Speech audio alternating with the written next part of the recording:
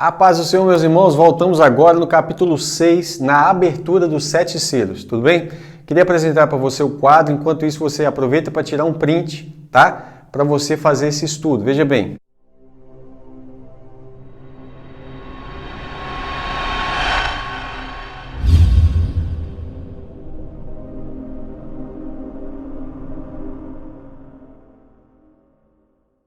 No primeiro selo, nós temos aqui um cavalo branco, né? Nós temos depois no segundo selo um cavalo vermelho, um cavaleiro sobre um cavalo vermelho.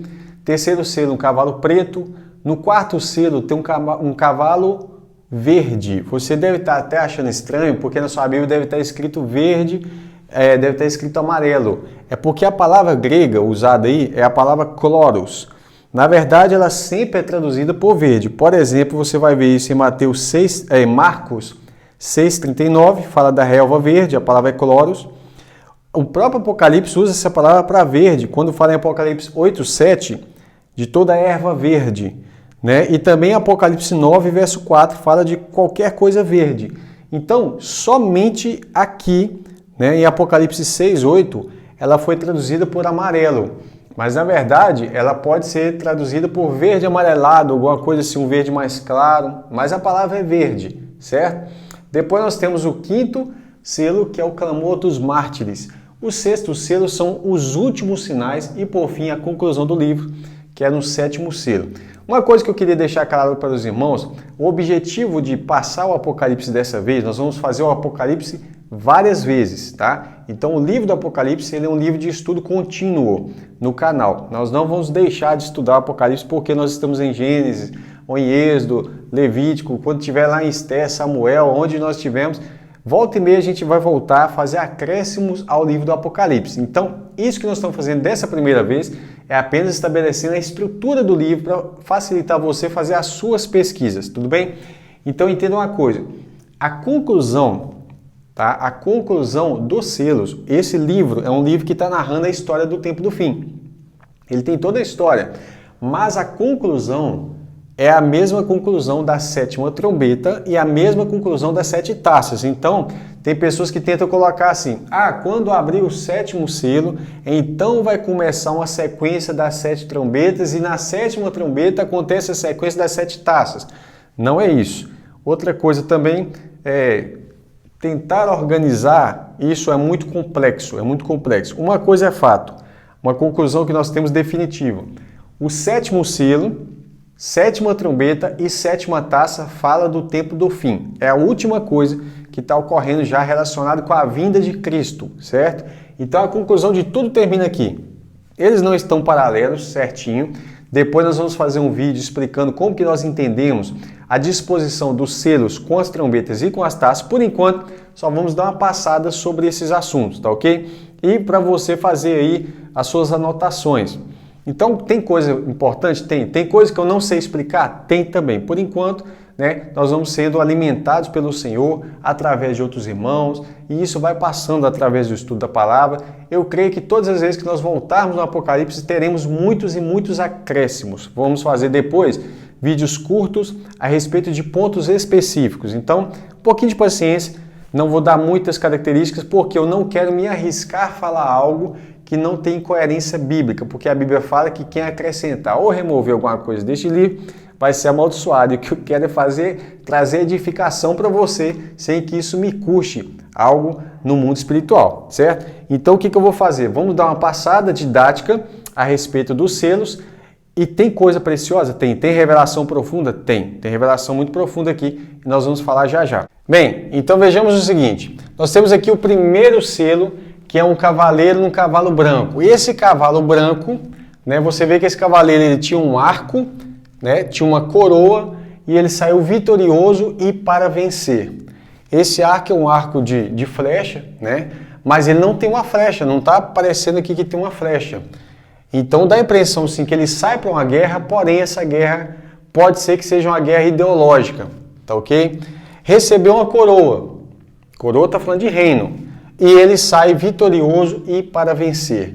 Nós sabemos muito bem sobre o que a Bíblia fala do anticristo também, que ele vai vencer os santos, ele vai fazer guerra contra os santos e vai vencer e vai matar. Mas ainda não é tempo, ainda é um cavalo branco. Quais são as três interpretações a relação a esse selo, né? A primeira interpretação é que esse cavalo branco é Jesus Cristo. E aí, só que essa interpretação ela encontra alguns problemas, mas ela é muito aceita. A ideia de que seria Jesus Cristo, falando do Evangelho, falando que ele é o primeiro e o último, então tem o primeiro cavalo branco, que ele também é o último cavaleiro do cavalo branco em Apocalipse 19, né? Então, esses links são importantes. E ele sai vitorioso para vencer. O segundo tópico, alguns atribuem ao Evangelho, a pregação do Evangelho está relacionada com o cavalo branco aqui dos selos, de Apocalipse 6. O que acontece? Essa segunda hipótese diz que o Evangelho ele vai anunciar ao mundo, vai se propagar até a consumação dos séculos. Essa é uma ideia de que a igreja vai melhorar a situação do mundo até daqui para frente, né? Mas uma terceira hipótese é essa aqui, a qual eu acredito que tem mais relação com o selo, mas eu tenho o dever de apresentar quais são as outras duas, né? Então, essa aqui é que ele seja a ação do anticristo. Aliás, eu acredito que os 4 cavalos estão relacionados com a ação do anticristo. Você vai ver, os cavalos estão falando lá em Zacarias, fala também dos 4 ventos, e se você pesquisar várias vezes os 4 ventos do céu, aqui está falando também em relação, no capítulo 7, você vai ver sobre os 4 ventos da terra, está relacionado, dá a impressão que a ação deles antes era uma ação que estava agindo, né, no mundo espiritual, e agora ele já está agindo aqui na terra, e isso, todos os 4 cavalos, eu tenho a sensação que eles são a ação do anticristo vista em ângulos diferentes, tá? Dentro do período da última semana, principalmente também na última metade da semana, tá ok? Você está vendo aqui esse cavalo vermelho, o cavalo preto, o cavalo verde, que eu já expliquei que ele é um cavalo que pode ser traduzido por verde, né? Está traduzido na sua Bíblia de amarelo, mas ele pode ser traduzido por verde. O clamor dos mártires, não é? E também os últimos sinais, que na verdade são 7 sinais, tá ok?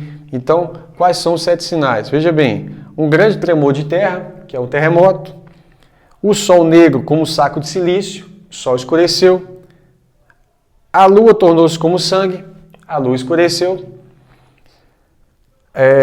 as estrelas do céu caíram sobre a terra, as estrelas caem como a figueira, né? Lança de si os seus figos verdes abalados por um vento forte, o céu retirou-se como um livro, esse é o 5º, todos os montes e ilhas foram removidos dos seus lugares, não coloquei aqui porque isso pode estar se referindo também ao terremoto, mas é um 6º tópico aqui, e 7º, os reis da terra, os grandes, ricos e tribunos, os poderosos, todo servo, todo livre se esconderam nas cavernas e nas rochas das montanhas, e diziam aos montes, caí sobre nós. Escondei-nos do rosto daquele que está sentado sobre o trono, da ira do Cordeiro e da ira do Cordeiro, porque é chegado o grande dia da sua ira. Quem poderá subsistir? Essa é a pergunta que eles fazem. Quem vai poder subsistir ao dia da ira do Senhor? Quem vai estar livre da ira? Nós. E havendo o Cordeiro aberto um dos selos, olhei e ouvi um dos 4 seres que dizia como voz de trovão, vem. Algumas traduções estão vem e vê. E olhei e vi um cavalo branco, e o que estava sentado sobre ele tinha um arco. Então nós temos o primeiro selo sendo aberto, né, está sendo quebrado. Um cavalo branco, e o que estava sentado sobre ele tinha o quê? Tinha um arco. Ele recebeu uma coroa, e ele saiu vitorioso e para vencer. Certo? Então nós temos 3 interpretações sobre esse primeiro selo, e aí está talvez a parte mais complexa dos selos é esse.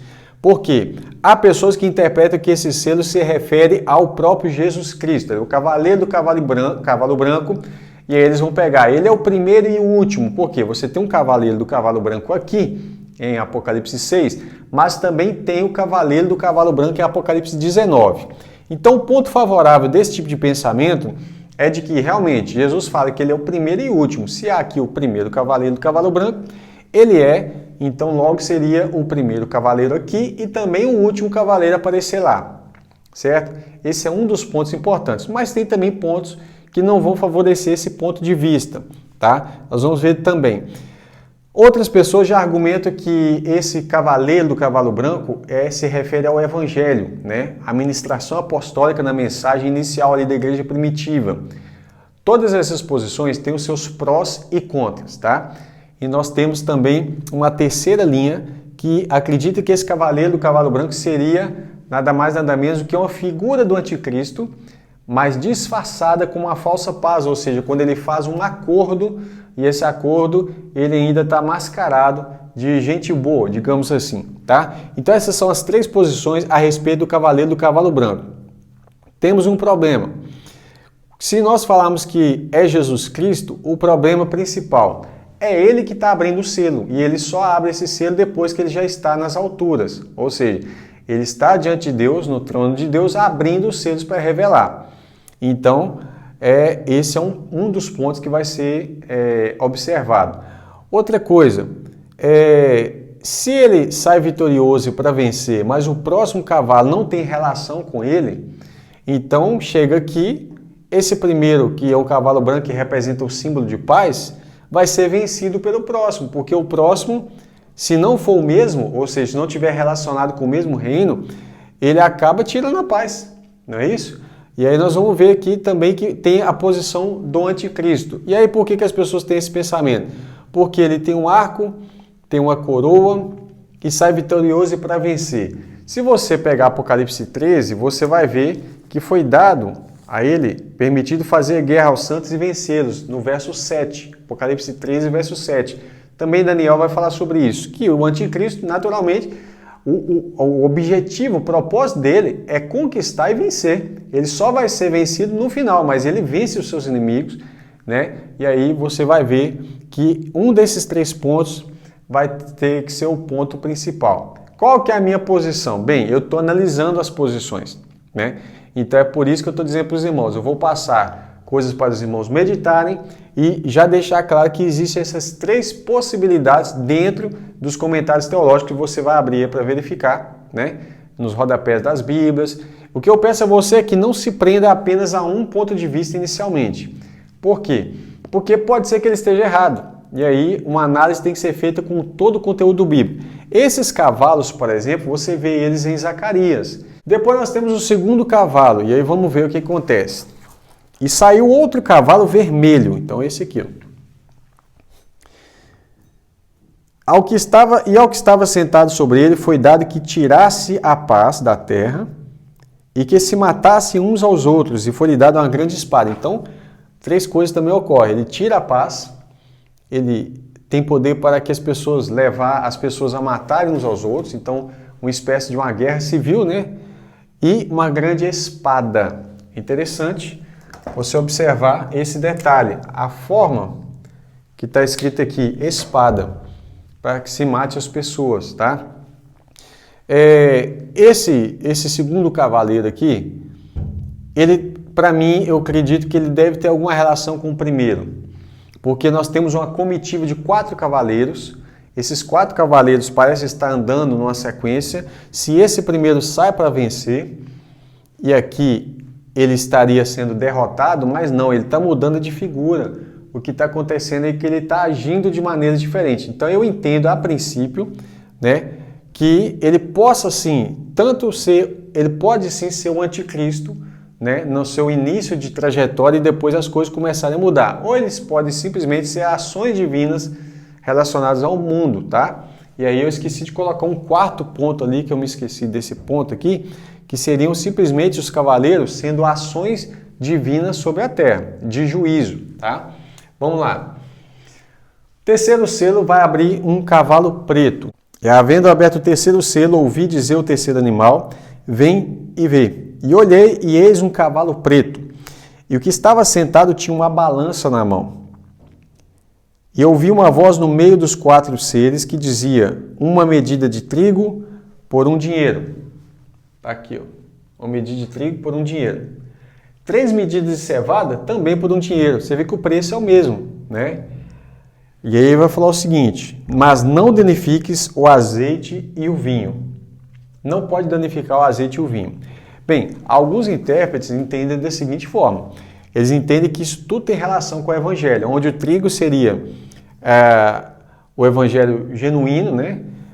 O azeite e o vinho tem relação com o Espírito Santo, com a pregação do evangelho também, que não pode ser danificada, a pregação autêntica, mas tanto o trigo quanto a cevada está relacionado com a pregação do evangelho. Eles colocam tudo isso como uma pregação do evangelho, onde a cevada seria uma pregação uma pregação falsa do evangelho, algo dessa forma.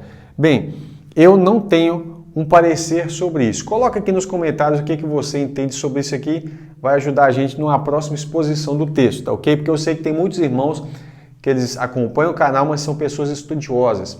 E muitos comentários têm nos ajudado a desenvolver e ajudar outros irmãos a chegar a entendimento. Então, desse ponto aqui, particularmente, eu preferi não arriscar nenhuma interpretação, só estou compartilhando com você o que muita gente compreende sobre isso, tá? O quarto cavalo, que é o último dos cavalos, que é o cavalo verde, tá assim. E olhei e vi um cavalo amarelo. Na minha Bíblia está amarelo, como está na sua. A maioria das traduções em português estão assim. E o que estava sentado sobre ele tinha por nome Morte. E o Hades, o inferno aí é o Hades, o seguia.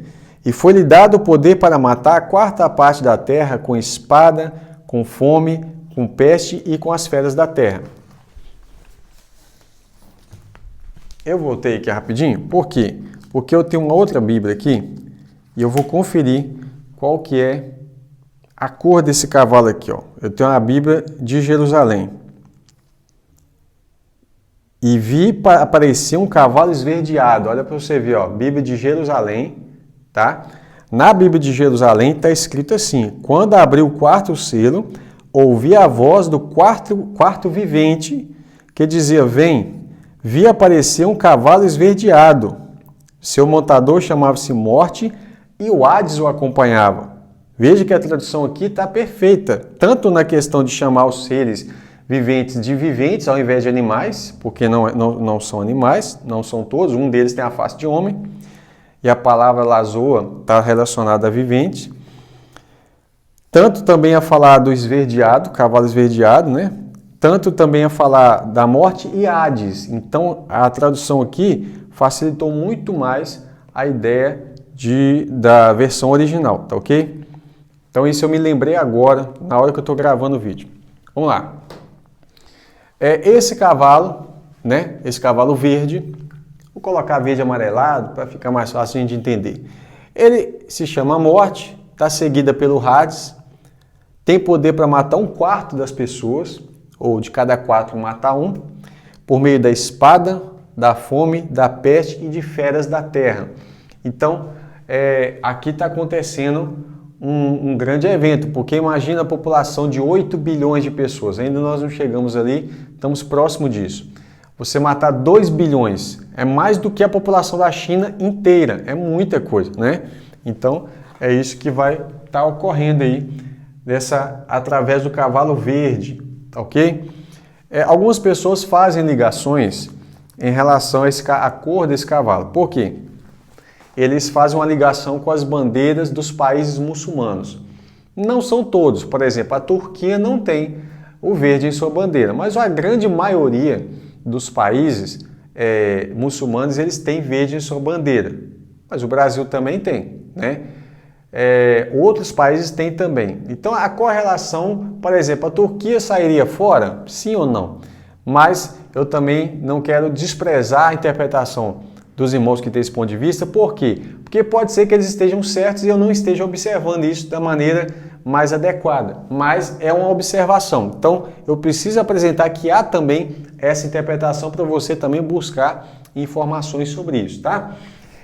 O quinto selo fala do clamor dos mártires. Deixei destacado aqui. Quem são esses? São os santos que morreram, né, durante a perseguição. Aqui, do meu ponto de vista, nós já estamos na metade da última semana. Então fala assim: e havendo aberto o quinto selo, vi debaixo do altar as almas dos que foram mortos. Qual altar que é esse? Que eles clamam por justiça debaixo do altar. Esse altar, tem muita gente que liga ele com o altar lá da frente, próximo ao Santo dos Santos, que é o altar do incenso, no tabernáculo. Não. Olha, quando fala de morte, está falando do altar do sacrifício, lá atrás. Né? Então, se eles estão mortos debaixo do altar, onde é o altar que as pessoas morreram? Não foi a terra? Então, eles estão debaixo da terra. É isso que eu compreendo quando ele está falando sobre isso. Tá ok? Exatamente a mesma visão daquela história do rico e do Lázaro. Tá? E se você não viu, o pastor Rafael Mikio Kedanaka, ele fez um vídeo aqui no canal sobre o Hades. Muito bom o vídeo do Hades que ele fez. Tá? E o que eles faziam? Foram mortos por amor da palavra de Deus e pelo testemunho, por amor do testemunho que deram.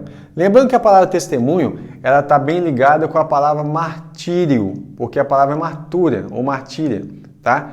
Então, por exemplo, ser-me-eis minhas testemunhas. Quando fala de ser testemunha, também está falando de ser mártir, tá ok? Pode pesquisar no texto grego aí, você que tem acesso. E clamavam com grande voz, dizendo: até quando, ó verdadeiro e santo dominador, não julgas e vingas o sangue dos que habitam sobre a terra? Então, lembra que eles já estão em outra esfera. Aqui, eles estavam simplesmente, quando a gente morre, a gente tem que lembrar de Estevão, de Cristo, né? Quando eles estão morrendo, Pai, perdoa, eles não sabem o que faz. Só que agora, eles estão pedindo justiça. Por quê? Porque eles sabem que eles foram perseguidos e a justiça vai cair sobre a cabeça do inimigo. O inimigo provocou tudo isso, né? Todo esse reboliço. Então vamos lá. E foram dadas a cada um deles compridas vestes brancas. Então nós já identificamos esse povo que está vestido de vestes brancas. No próximo capítulo, na próxima semana, nós vamos falar sobre a grande multidão. 144 mil, riquíssimo esse capítulo, e a grande multidão. E essa grande multidão de Apocalipse 7 é a mesma grande multidão de Apocalipse 19 que está relacionada com as vestes brancas que eles estão vestindo, tá? E foi dito que repousasse ainda um pouco de tempo, até que também se completasse o número dos seus conservos e seus irmãos, que haviam de ser mortos como eles foram. Então, o que acontece com eles? Recebem vestes brancas e é solicitado que eles venham aguardar ainda um pouco. E havendo aberto o sexto selo, esse talvez seja o selo que eu tenho mais conteúdo para explicar para os irmãos com convicção, de ponto importante, fundamental, e aquilo que eu chamaria de grande revelação desse capítulo, dessa nossa aula que nós estamos tendo agora, está aqui, tá? Então preste atenção. E havendo aberto o sexto selo, olhei e vi que houve um grande tremor de terra. Coloquei aqui um terremoto. E o sol tornou-se negro, como um saco de silício. O sol tornar negro é o sol escurecer, tá certo? E a lua se tornou como sangue, também a lua se escureceu. Então o sol escureceu, a lua não deu a sua luz, porque escureceu também. Claro, porque se o sol escurece, né? E aí fala assim, e as estrelas do céu caíram sobre a terra, ficaram estrelas cadentes. As estrelas também caem. Então todos os luminares que nós temos, sol escuro, lua escuro e sem estrelas. Nós não vemos estrelas, o céu está umbreu, está escuro. E aí fala assim, as estrelas do céu caíram sobre a terra como quando a figueira. Circula essa palavra figueira, porque você vai lembrar de Jesus falando da figueira, lembra disso? Pois é, você vai esclarecer um ponto importantíssimo agora. Quando a figueira lança de si os seus figos verdes, abalada por um vento forte. O céu retirou-se como um livro que se enrola, todos os montes e ilhas foram removidos dos seus lugares, e os reis da terra, os grandes, os ricos, os tribunos, os poderosos, e todo o servo, todo livre, se esconderam nas cavernas e nas rochas das montanhas. E diziam aos montes e aos rochedos, caí sobre nós e escondei-nos do rosto daquele que está sentado sobre o trono e da ira do Cordeiro, porque é vindo, ou é chegado, está próximo, eles sabem que está próximo, o dia da sua ira. Quem poderá subsistir? Aí nós sabemos quem vai poder subsistir. Tem uma resposta, né, logo em seguida. Mas vamos lá.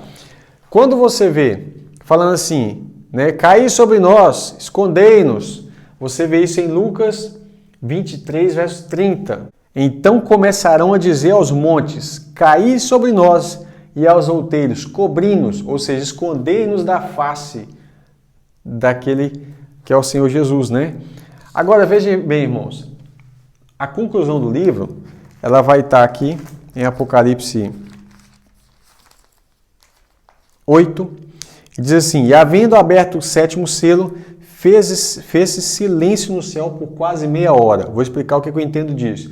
Eu compreendo que esse silêncio está relacionado com a saída do sumo sacerdote de dentro do tabernáculo, tá ok? Então há uma grande expectativa quando ele ia para o dia da expiação. Enquanto ele está saindo no dia da expiação, que é o dia da vinda de Cristo, tá? Ele está saindo, o povo fica do lado de fora aguardando para se encontrar com ele, né? Em silêncio, naquela expectativa e reverência. Agora veja bem, vamos voltar aqui, sinais da figueira.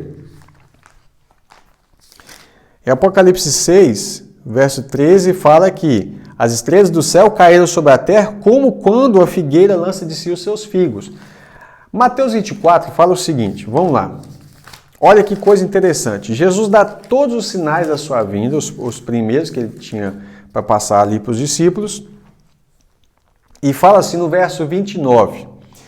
E logo depois da aflição daqueles dias, ou da tribulação daqueles dias, do verso 21, que fala, porque haverá então grande tribulação, como nunca houve desde o princípio do mundo até agora, nem tampouco há de haver. E isso Mateus 24, verso 21. Está falando que vai ter uma grande tribulação. E a palavra aqui no grego é tribulação. E fala assim no verso 29, logo depois da tribulação daqueles dias, o sol escurecerá. Ó os sinais. Aqui aconteceu uma grande tribulação. Veja que os mártires estão aqui. Aí fala assim, o sol escurecerá. O que mais que ele vai falar? A lua não dará sua luz. As estrelas cairão dos céus e as potências do céu serão abaladas. Tanto é que você vê lá falando que o céu vai se enrolar como um pergaminho, né? O céu retirou-se como um livro. Então as potências do céu serão abaladas.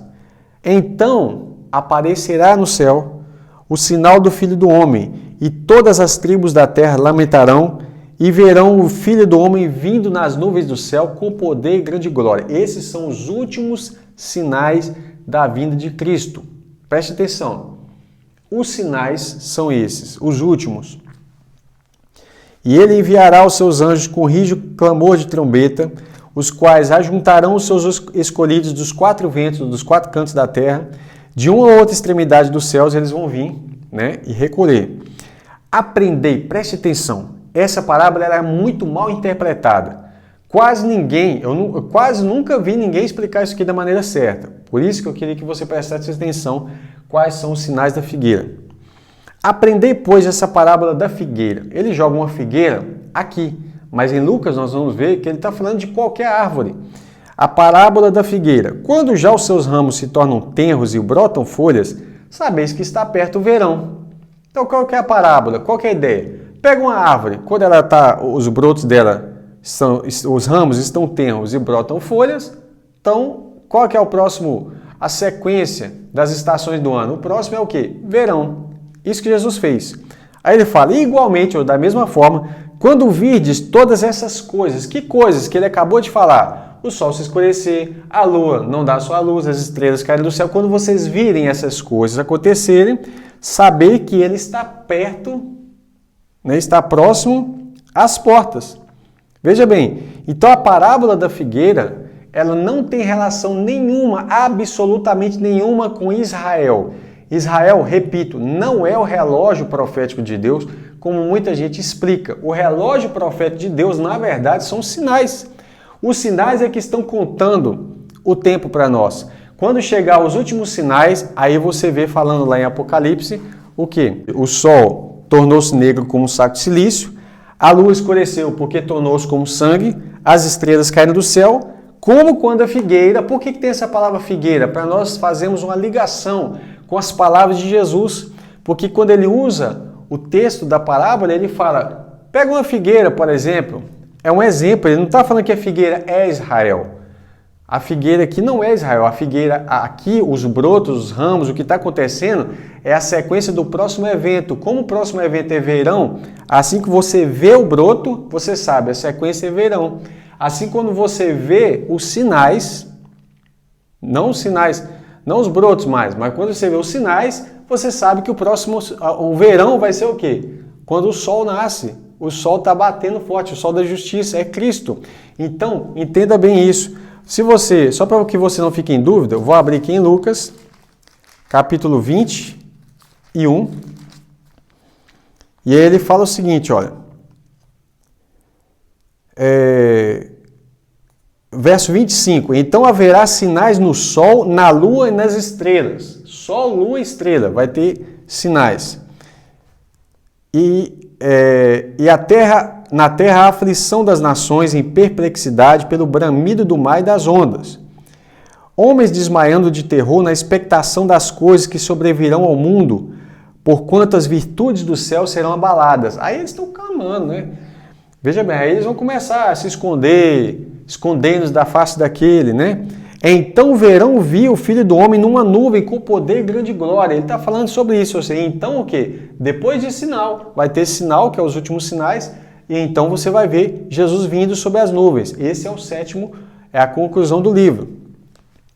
Quando essas coisas começarem a acontecer, preste atenção, olhai para cima e levantai as vossas cabeças, porque a vossa redenção está próxima. Ou seja, aí sim o arrebatamento está próximo. Mas não é agora, é quando essas coisas começarem a acontecer, nós estamos atentos, sabendo. Então, eu estou vendo o broto aqui acontecendo, logo, logo vem o verão, que é Cristo. Está entendendo?